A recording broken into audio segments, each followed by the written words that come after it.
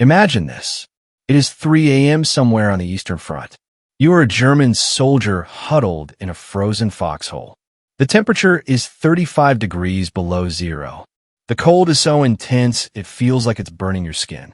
You haven't slept in 3 days. You can't sleep because you are waiting for them.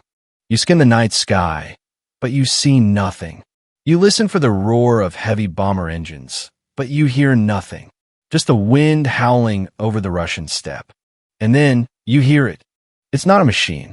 It's a whisper, a soft, rhythmic swishing sound, like a broom sweeping the floor.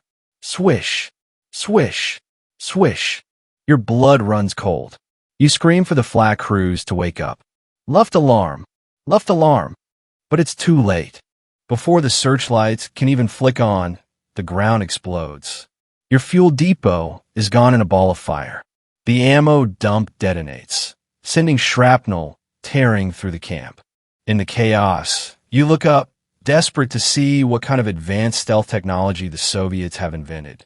And for a split second, illuminated by the burning wreckage, you see it. It isn't a high-tech bomber. It isn't a jet. It looks like a toy. A rickety wooden biplane from the First World War, gliding silently over your head like a ghost. You have just been hit by the night witches. And the last thing you hear as they disappear into the darkness is the terrifying sound of their engines coughing back to life. To understand how a plane made of plywood and fabric brought the mighty German army to its knees, we have to go back to 1941. The Soviet Union is burning. The German war machine, the Wehrmacht, is chewing up the Red Army. They are unstoppable. The Soviets are losing thousands of aircraft a week. They are desperate. They need pilots. They need planes. They need a miracle. And that miracle comes from an unlikely source. Major Marina Raskova. She walks into the Kremlin with a radical idea, an all-female combat regiment. Now, you have to understand the mindset of the time. Women in combat, it was considered a joke. The generals laughed. They said women would panic. They said they couldn't handle the G-forces. They said war was men's work. But Raskova didn't care. She was a national hero, the Soviet Amelia Earhart, and she had Stalin's ear. She got the green light. Thousands of young women flooded the recruitment offices. These weren't soldiers. They were university students, factory workers, teachers, teenagers who wore braids and liked poetry. They were given haircuts that looked like boys, uniforms that were 5 sizes too big, and boots they had to stuff with bedding just to keep them on their feet. They were ready to fly the latest fighters. The Yak-1, the MiG-3. They were ready to be aces. But when they arrived at the airfield, their hearts sank. Waiting for them on the runway wasn't a fleet of modern fighters. It was the Polikarpov Po-2. Let's talk about this plane because, honestly, it shouldn't have been flying in World War II. The Po-2 was a crop duster. It was a training plane designed in the 1920s. It was made of wood and canvas. You could literally punch a hole through the fuselage with your fist. Its top speed? 90 miles per hour. Its bomb load? Pathetic. It could carry 2 small bombs. That's it. Its armor? Non-existent. Its defensive guns? 1 light machine gun in the back, if you were lucky. Against the German Luftwaffe, which was flying the Messerschmitt Bf 109, a metal shark that could fly nearly 400 miles per hour. The Po-2 was a sitting duck. It was a flying coffin. And to make matters worse, the plane had an open cockpit. There was no heating. At the altitudes they flew, the temperature dropped to 50 degrees below zero.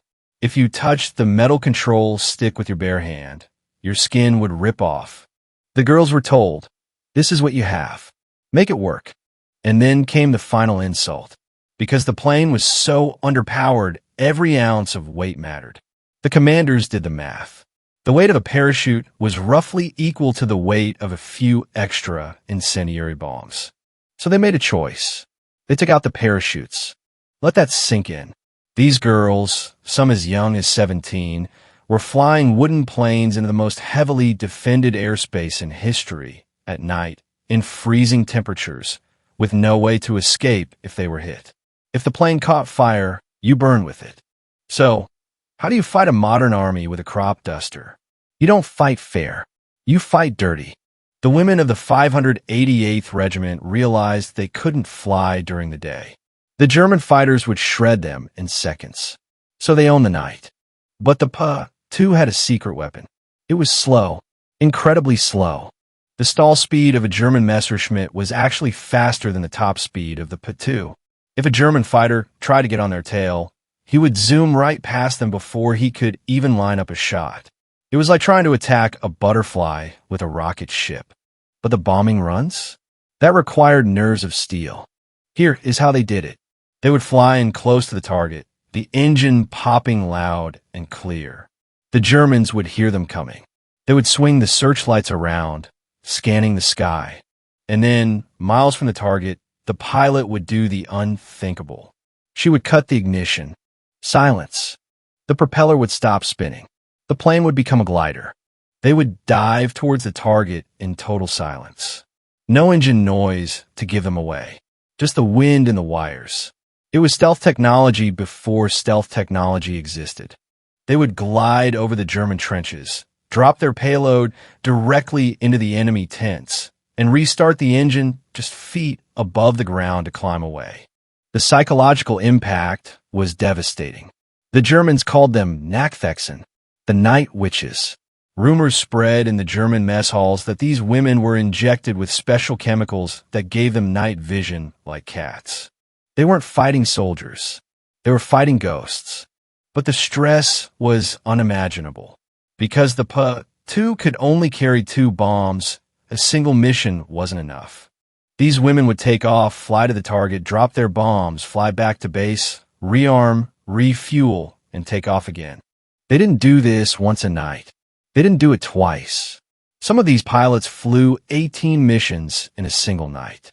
Imagine the physical toll.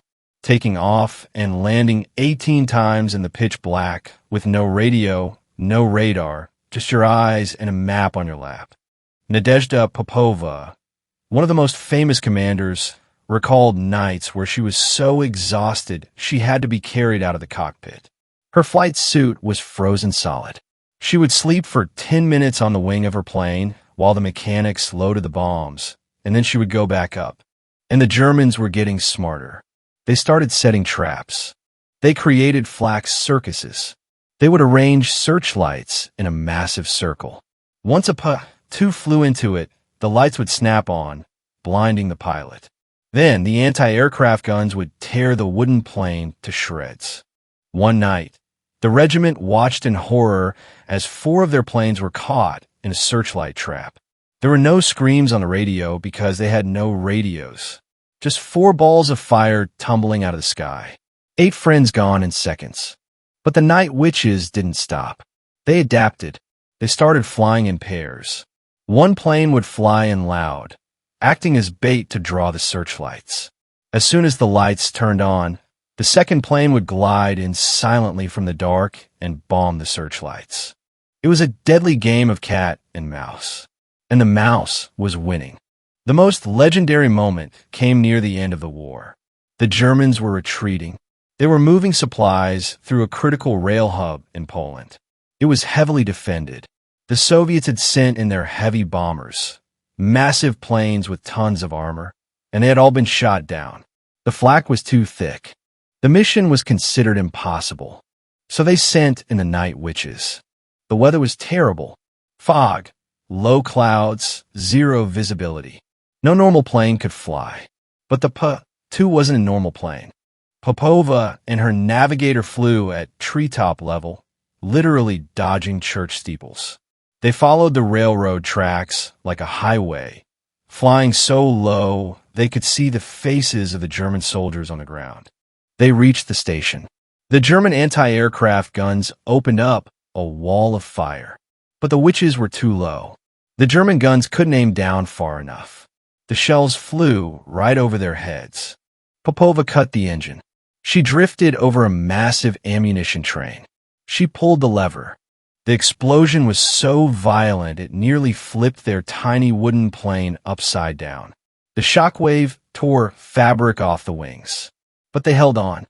That single crop duster, flown by two exhausted women, destroyed a train that an entire squadron of heavy bombers couldn't touch.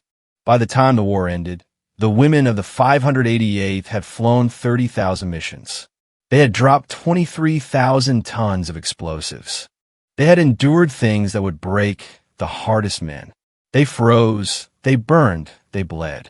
23 of them were awarded the Hero of the Soviet Union, the highest honor the country could give. But here's the sad part. When a victory parade was held in Moscow, the night witches were told they couldn't fly. Their planes were too slow, too ugly. They didn't look heroic enough for the newsreels. They were pushed to the side. History tried to forget them. But we remember. We remember the sound of the wind. We remember the canvas wings. And we remember the terror in the eyes of the German soldiers who learned the hard way. You don't need a jet engine to be deadly. You just need the guts to turn the engine off. If you like this story of the night witches, smash that like button and subscribe for more tales of the impossible from World War II. I'll see you in the next one.